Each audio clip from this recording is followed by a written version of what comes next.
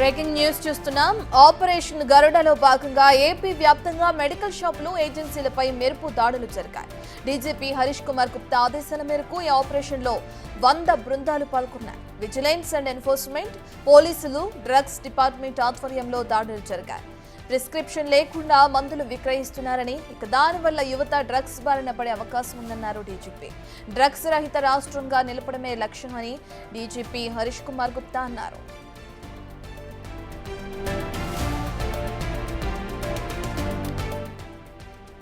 ఇక ఈ దాడుల్లో విస్తుపోయే అంశాలు వెలుగు చూశాయి. వ్యాపారులు అక్రమంగా మందులు నిల్వ చేస్తున్నట్లు కూడా గుర్తించారు.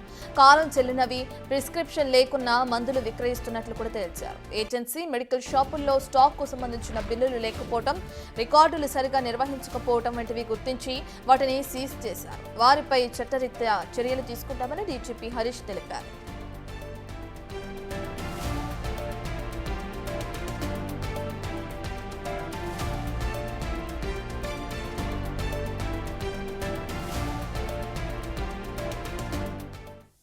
రైట్, ఇక ఇప్పటికే చూసుకుంటే ఏపీలో విజయవాడతో సహా రాష్ట్రంలోని పలు ప్రాంతాల్లో ఇప్పటికే మెడికల్ షాపుల్లో దాడులు నిర్వహిస్తున్నారు అధికారులు. ఆపరేషన్ గరుడలో భాగంగా దీనికి సంబంధించిన పూర్తి డీటెయిల్స్ అందించడానికి మా ప్రతినిధి శివ లైవ్ లో జాయిన్ అవుతున్నారు. రైట్ శివ, ఇప్పటికే చూసుకుంటే నిన్న ముమ్మరంగా తనిఖీలు నిర్వహించారు అధికారులు. అయితే ఈ తనిఖీల్లో భాగంగా ఎటువంటి అంశాలు తెరపైకి వచ్చాయి?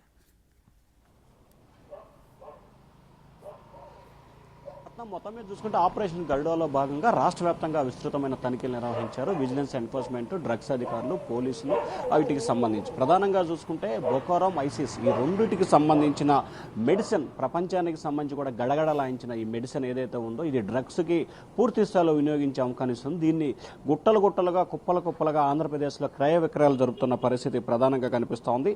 ఐసిస్ డ్రగ్గా పేరున్న పరిస్థితి కనిపిస్తోంది. 21, 22, 22, 23, 24, 25 ఇట్లా కాలం చెల్లిన మెడిసిన్స్కి సంబంధించి కూడా ఆంధ్రప్రదేశ్ వ్యాప్తంగా విస్తృతంగా డ్రగ్స్ ప్రస్తుతం అయితే ఆంధ్రప్రదేశ్కి సంబంధించి గంజాయి లేని రాష్ట్రంగా తయారు చేస్తున్న ప్రభుత్వం ఆ దిశగా ప్రయత్నాలు దాదాపుగా సరళీకృతమైన పరిస్థితి కనిపించింది. తాజాగా ప్రస్తుతానికి సంబంధించి ఆ గంజాయి లేని నేపథ్యంలో కూడా మెడిసిన్లో ఉన్న వాటిని డ్రగ్స్కి సంబంధించి ఏదైతే ఐసిస్ డ్రగ్స్కి సంబంధించి కానీ బొకోరాంకి సంబంధించి కానీ ప్రస్తుతం ఇది ప్రపంచవ్యాప్తంగా ముఖ్యంగా భారతదేశంలో నిషేధిత జాబితాలో ఉంది. కానీ అటువంటి మెడిసిన్ ప్రస్తుతం ఆంధ్రప్రదేశ్లో వివిధ మెడికల్ షాప్లో క్రయ విక్రయాలు చేస్తున్నారు. ఇంజెక్షన్లు, ట్యాబ్లెట్లను విక్రయిస్తున్న పరిస్థితి కనిపిస్తుంది. తద్వారా యువత ఎవరైతే మత్తు పదార్థాలకు బానిస అవుతారో వారు దీని లేకుండా గడిచే పరిస్థితి కనిపించట్లేదు.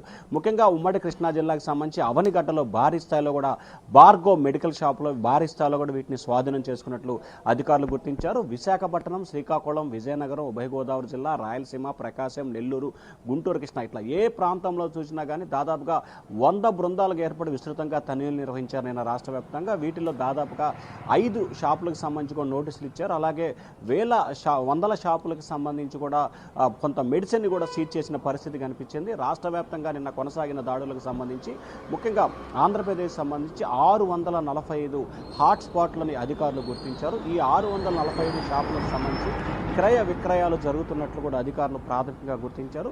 సో ఈ 665 షాపులకు సంబంధించిన వివరాలు సేకరించి ఒక్కొక్కటిగా తనిఖీలు చేసి అక్కడ ఉన్న క్రయ విక్రయాలు, స్టాకులను పరిశీలన చేస్తున్న పరిస్థితి కనిపిస్తూ ఉంది. ఈ రోజు కూడా రాష్ట్ర వ్యాప్తంగా దాడులు కొనసాగే అవకాశం అయితే ఎక్కువ కనిపిస్తూ ఉంది. ఇదే అంశానికి సంబంధించి కూడా drugs chief RK Ravikrishna big టీవీతో మాట్లాడుతూ కూడా రాష్ట్ర వ్యాప్తంగా విస్తృతంగా సోదాలు నిర్వహిస్తున్నాం, వీటిపై కఠినమైన చర్యలు తీసుకుంటాం, అవసరమైతే ఎటువంటి చర్యలు కఠినమైన చర్యలతో పాటు లైసెన్స్ రద్దు చేసేందుకు కూడా తాము వెనుకాడే ప్రసక్తే లేదని చెప్పి కూడా ఏకే రవికృష్ణ చెప్పిన పరిస్థితి కనిపిస్తూ ఉంది.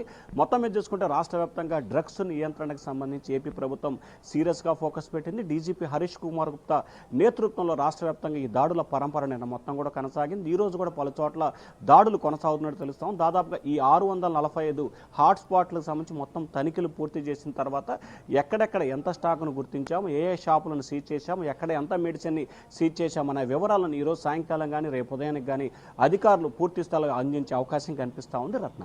Right, thank you Shiva.